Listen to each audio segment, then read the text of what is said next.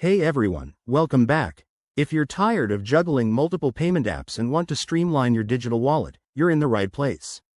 Today, we're tackling how to link PayPal to Apple Pay. This simple process lets you use your PayPal balance seamlessly with Apple Pay for quicker, safer transactions on your iPhone or Apple Watch. Let's dive in. First off, make sure your iPhone is running the latest iOS version and that you have the PayPal app installed and set up. This ensures everything goes smoothly without any hitches. Step 1. Open the Wallet app on your iPhone.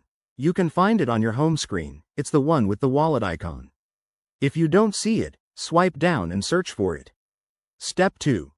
Tap the plus button in the upper right corner to add a new card or payment method. This is where the magic begins. Step 3. Scroll through the options and select PayPal. It might ask for permission to access your accounts, so go ahead and allow it. Step 4. You'll be prompted to log in to your PayPal account. Enter your email and password, then verify with any two-factor authentication if required. Step 5.